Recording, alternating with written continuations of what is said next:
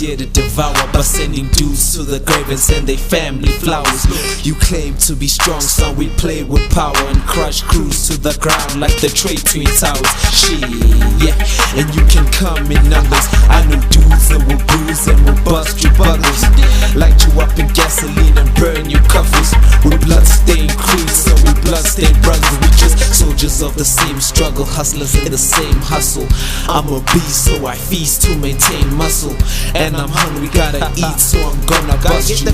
Always be never weak and always stay above you. Shit, plus the shorties dig, they're flying all the way from Germany to get some SPeeKa. Sure, dog. What's going on, boss? Shafidi. I'm not. Sure. Great to finally meet you, bro. Likewise, dog. I've been meeting you on YouTube. Yeah, you've been meeting the work on I've YouTube. been meeting the work on Sure. YouTube. But interpersonal matters. If you know someone on social media, on WhatsApp or Twitter, you don't really know them unless you've spoken to them and met them in person. Sure.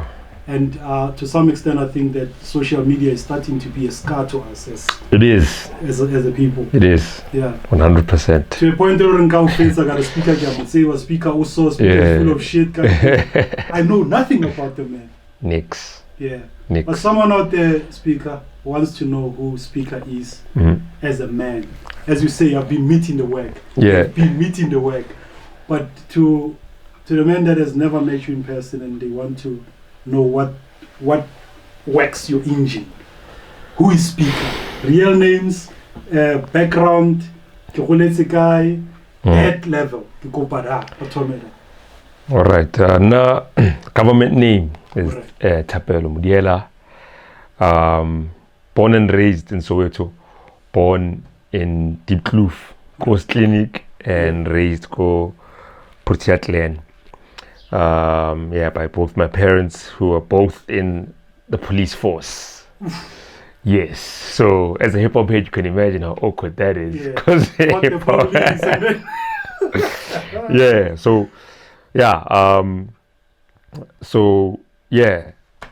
Kulete Protea Glen, that is where my entire life is. That is where I'm currently still working. Yeah, is Protea Glen that old? Yeah, Protea Glen, I think, 91, 92. Because that's when we came here. We came here. I think it's an old castle. Yeah, no, it's relatively, it's not that old. You know, Mara, it's like early 90s, at maybe late 80s, Mara, early 90s. Because we came here 92 when I was still a toddler. And yeah, this is where I grew up. And yeah, Skela, Nikeleza, Josie, and yeah, man, that's pretty much those two places, school and Kokasi. That's where I discovered the love for music, yes. Namely Kwaito and hip hop. That's the foundation of everything. Yeah. Wow. And the high school experience, how was it? High school here, that's when I became a full-on hip hop head. Because up until then, like from primary going into high school, I was like heavy into Kwaito, and shakaka kalbox, like the shanka and cassette, Kwaito. Like I had everything, Dog Mando, Za, TKzee, Dog, and then hip hop when Pamela fella, Eminem, the Fugees. The Fugees. Fugees was my very first introduction to hip hop ever.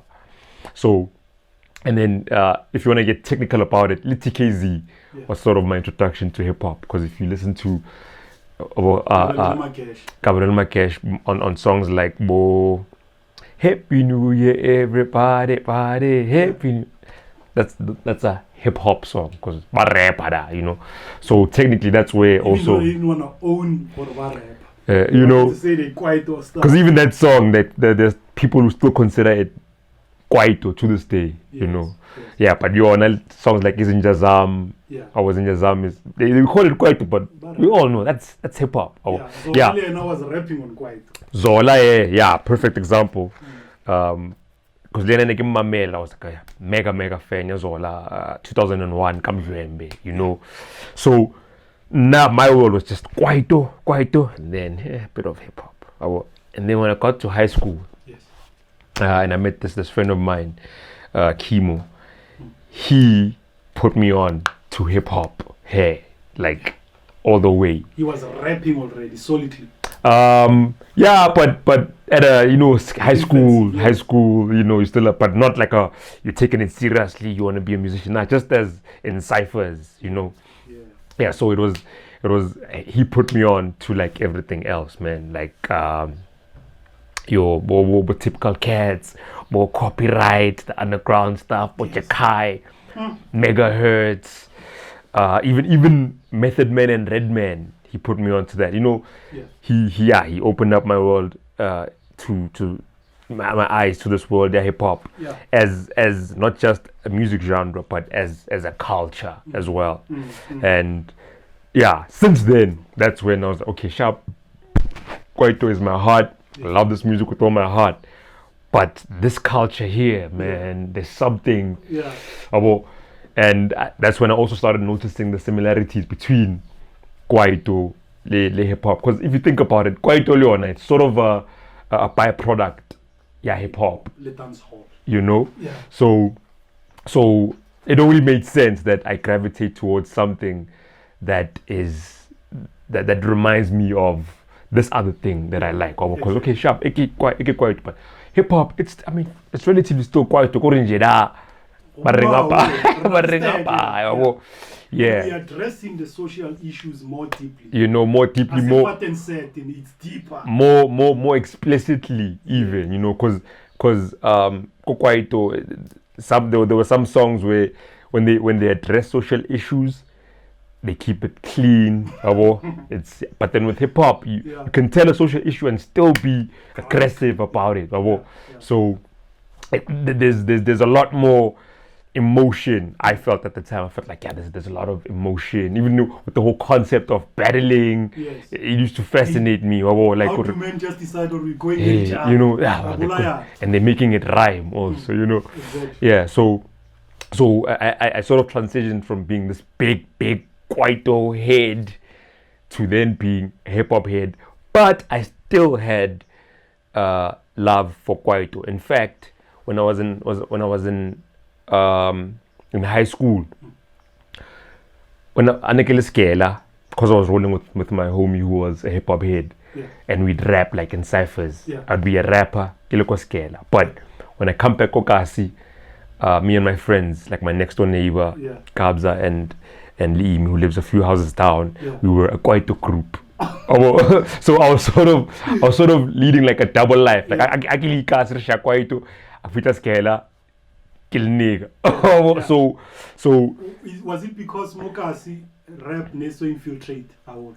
No, not infiltrate, but it just so happened that the three of us were just like, as artists, we were more comfortable just being Kwaito artists and not rappers as such, Yes.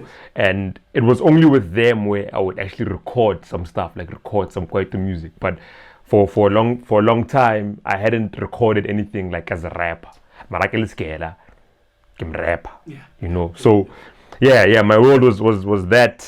So Kimo doesn't stay at Kasi at the time; he stays elsewhere. No, he lives at the time. I think Naploma ko Orlando, TK. Because I remember the first time I went to Slaghuis, he took me to Slaghuis. And that was like, we're in grade 10 now at the time, And I mean, if you've been to a hip hop session, like from like wanna the weed smoke there, and it's going and it's buzzing, In their zone. You get there, and even before you get to the entrance, there's like Cyphers outside, and then you go. So, yeah, like I was like, wow, this is an actual thing. This is this is. We are Mori, okay. Yeah. Yeah. I don't even remember what the question was, There was no question. You were simply sharing us your juvenile times and you get initiated into hip hop. Sure. Now, let's get into Slaghuis. Yeah. What is Slaghuis to you up to now, and what is Slaghuis to your hip hop roots? when you decided also to get into production? What did Slaghuis do to you? What scar did it give you that deep that you decided to fuck it? Now it's all hip hop. Yeah, like I said, man, the first time in my life, dog, where I went to an event where it's hip hop and it's just like young people and it's hip hop was when I went to Slaghuis 2004 when I was in grade 10, right? Seeing that, like being there for that first time, and 2004, and I think that's where sort of me, because up until then I was still a hip hop head, but I was only limited to hip hop in terms of when I'm at school we have Cyphers sharp, and then when I'm back home hip hop ke wana fela TV, you know. So I was still pretty much like you were club, and then going out to an actual event which was Slaghuis. That's when it was sort of like, for me anyway, it was sort of like okay, you are now part of this culture. If you are now attending places like this, where money and they are all reacting how I react when I'm listening to this music when I'm at home. They are enjoying it in public, and you're seeing that, and it's like, yes, I get you, dog. I understand what you're feeling right now. I understand how the song is making you feel. I understand. So that was sort of when the seed was like, okay, you are within this culture now. This is you. This is you. I mean, you can try and, you know, convince yourself this is not for you, Mara. Hlala. This is you. And I went there. We went there the one time, and if I remember correctly, I wasn't able to go Harpe for a while, and it used to bug me because I had to, because this Slaghuis is in Deep Kloof. This is the beginning of Soweto. I live in Protea Glen, right at the end of Soweto. So even when you're there, like your time to enjoy it, for me, who's from Protea Glen, your time to enjoy it is limited because you're like, hey, they kept their fair, and I'm still a kid, though. I'm still in high school. You're like, and I cannot be on some act like Hilai or whatever. Nah, I have to go back home for that parents. Okay, but then how you go high for that period that you're not able to go back for the second time? What is starting to change about you in terms of your appreciation of hip hop? I mean, I got more curious, you know, because, for example, what I used to always think that how music is produced, how all music is produced, is played live. About the concept of a beat maker didn't exist in my head. I never used to think that there's one guy in front of a keyboard. You're thinking drums and I'm thinking every single song you've ever heard in your life, there's a drummer, there's a guy playing the keyboard there, there's a guy who's playing the trumpet, and they record all the elements are played live. So when I first discovered that, no, there's one guy who does that. It was right here, Kokasi, when my next door neighbor, Lalo, he introduced me to this baby right here, FL Studio, and it was just before he hooked me up. It was just like a rumor, like, no man, there's this software that you need that you put on a PC and you'll be able to make beats with it. But why are you thinking beats when you're still just getting into the rapping? Because what was happening, I remember I told you we were in a Kwaito group, right? But what we recorded, number one, we used to record with a boom box. You know those old radios that you could record. you can like, there's a little mic there, you can record. So we used to record that way using other people's beats. And it used to bug us, man, why can't we make our own beats? So when I heard about Fruity, I was like, I gotta find it. And this is even before I had a PC. So when eventually my pops hooked me up with a PC, the first thing I did before that fair, I was like, hey, I went to my next door. He was like, yo, dog, hook me up, dog. Yeah, put me on. Put me on. Yeah. I'm telling you, like, no exaggeration. PC kile vandaag, more signal fruity. I started making beats. This is 2005 now. No fucking YouTube. No YouTube. No YouTube. No school of sound engineering. Just a homie hooked me up with Fruity, and he just came in. I installed her, and he's like, okay, just showed me like the bare basics. He didn't teach me how to make a beat. He just said, okay, well, if you wanna, maybe I think he made just a quick beat to show me how to actually do it. Yeah. Just the bare basics, and he's like, alright, so You on, you set. peace. This is January 2005. Yes. I go to dog since that day, since then, every day, 2005 Jan, when I got the PC. After school, after school, before in the morning while I'm getting ready to go to school, I'm making beats because I'm trying to figure it out.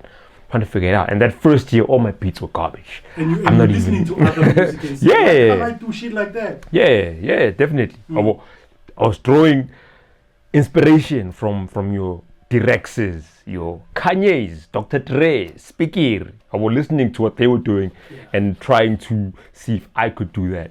And yeah, that's when the journey started. So when I started making beats, remember I was in a Kwaito group? Yeah. I was making Kwaito beats. Granted, they were very bad Kwaito beats, but I was still...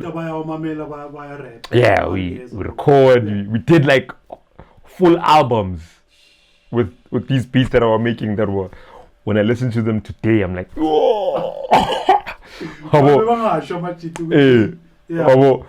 But I was always like super enthusiastic about it, you know. And at the time when you're making the beats, when I was like, oh man, I'm nice with this dog. So it's an experience. You are confident. You're having the time of your life. And then that's when I slowly transitioned from just making Kwaito beats for my gents. That's when I started to mess around with Kwaito beats, and then I was starting to now also work with cats from my high school who are rappers. So yeah, that's how it's all bars. It's all bars, so they will jump on as well as rappers. Yeah. And then second time to Slaghuis. Second time, it was during around that period. Yeah. And I never went again. Yeah. For years. Simply because of the fact that, again, they fair for Nobo. Yeah. And I wasn't really an outgoing kid like that, so I never. But what my police? So I was like, I just accepted it. Okay, fair. That's why. And then Slaghuis happened, and then fine, it stopped. And then in 2016, when they brought it back, Kazamo cover score. I'm telling you, dog, I went to every single one when it came back. Every single one. I was there because I was like, man, I didn't get to experience this when I couldn't because I was a kid, but now I'm a grown man. I can drive myself around. I'm going, you know, like I was there for every single one. So, and this is 2016. So it's around about the same time that I quit my 9 to 5 to then do this full time. That's when I was like, Slaghuis. So I think when Slaghuis got resurrected in 2016, I probably didn't realize it at the time, but it was one of the things that made me go, okay, so we're moving in this hip hop thing. So that's when the work came in, because it's the same year that I started Sotra Cyphers. The same year that I started working on my next EP, which was Organized Crime, that I dropped the next year. You know, are you rapping on that EP? Only on one song. Only on one song. So they're jumping on. So that's what I do. Well, it's a project, and then I just feature cats to jump on the beats.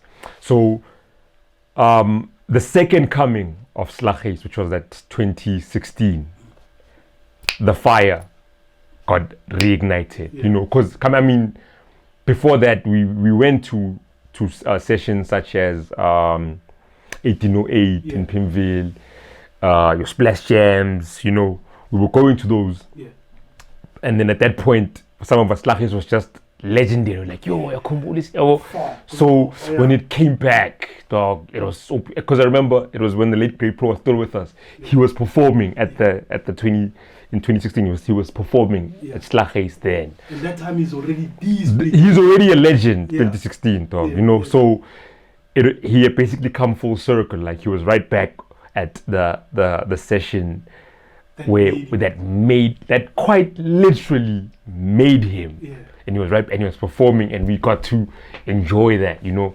So yeah, that second coming of Slaghuis, man, it was it was important for me. Okay, this is Slaghuis. Yeah. How is Slaghuis now? Where is Slaghuis now? All right. In a documentary which you partook in. So ngifuna place Slaghuis and khona move to other things. Okay. Singabuyele back to you later. Okay, yeah. So in the docu that we did, Slaghuis showing elements, you know, spoiler alert, Enzo sort of he quit Slaghuis, or he washed his hands of Slaghuis and handed it over to the guys that he came up with, and Enzo, CEO of the streets, dog. No, bro. I know one Enzo. I don't know the other Enzo from Slaghuis. Remember me, I'm from Limpopo, dog. Oh yeah. I'm from Limpopo. Josie was my playground, not Soweto. You saw the docu, the Slaghuis docu. Yes. Enzo, what you score with the beard? That Enzo. Yes. Okay, I thought you meant the young Enzo. What young Enzo? There's a young Enzo who does Oh yeah? Nah, I don't know him. I don't know. Okay, Nah. cool. Yeah, so yeah, it's that Enzo. So he handed it over. He handed it over to the guys, like, because for the longest time he was sort of like running it, you know. And then if you watch that docu, some drama went down, and he's like, you know what, I'm done with Slaghuis.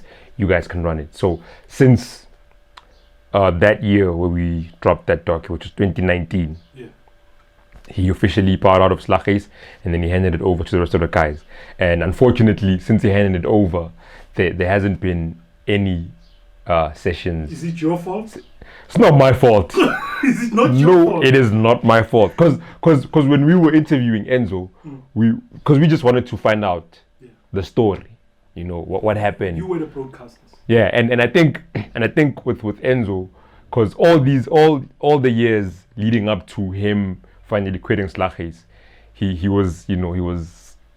had the legend in the streets was that he's the bad guy. So he had all this negative press about the movement, you know, following him for all these years. So more like what we're starting to hear more Osmic with Back to the City, in a way, like he's a gatekeeper type of talk. You know, I'm going back to niggas building something from their bare knuckles, like Enzo.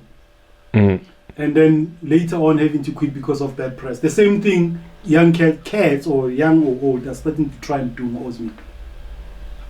I don't know about the Osmic story. Yeah. Let's put that on record. Niggas are trying to do that, and Osmic has literally helped South African hip hop to where it is now in many ways Back to the City. So there's that thing that's starting to follow Osmic, as you saying, or Enzo right now. If you say so, dog. Yeah, so because with him, it wasn't just like rumors in the streets.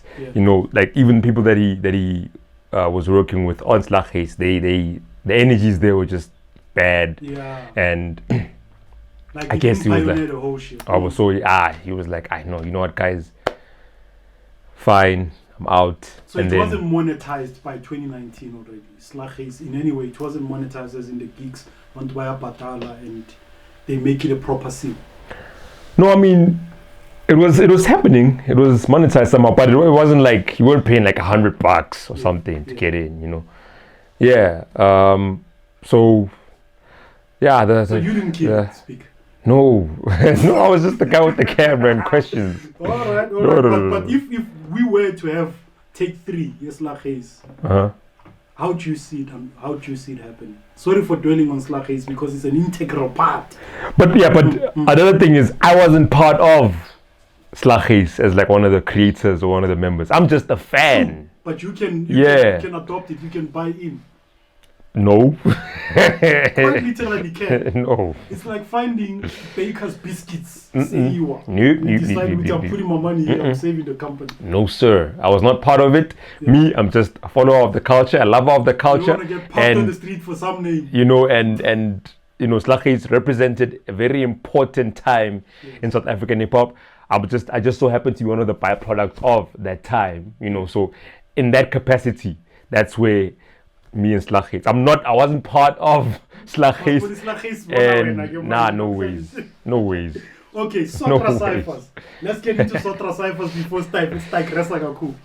Yeah. But you said we got it Sotra Cyphers 2016. Yeah. And that is around the same time when I was Slaghuis were also taking 2. Mm-hmm. What inspires Sotra Cyphers? Sotra gets away again. Yes. Cypher Siki for them rappers to showcase what they do. Sure. What gets into your vein to decide to as in mind, I'm going to start a network? Because it's a network now. Oh yeah. You believe it or not yourself. Dope. You're a humble guy, you may not. It's a network, bro. Anybody can plug onto Sotra Cyphers and boom. Damn. So Slaghuis, it happened come chase on fun. Yeah. Actually, you know. Cause chase again. By chance. Okay, sure. Mistake, accident. Right. Yeah. So what happened was that year 2016. Yeah. I was like just in a bad space. Greater span, you know, like with no solid plan. It's me and by the paper, man. Oppositions and the snitches, I got them under control, man. You see me? I stay focused, man. Them boys got me low, the wasabi got me ho. She me tantanyane fella chachi. Kabeji gilinosh, Protea Glen, Shirora, Kichwela, Billy, Balibuchi Shobare, Hopuchi, Kaina, Hole Gudu, Hole Kamata, Hole Hole, Hopuchi, Bufelong, Biana, Asimo Chabo, Thapelo, Billy Jabo, Patadiba, Diba Chona Rafata, Ranara Shapa, Jarehu.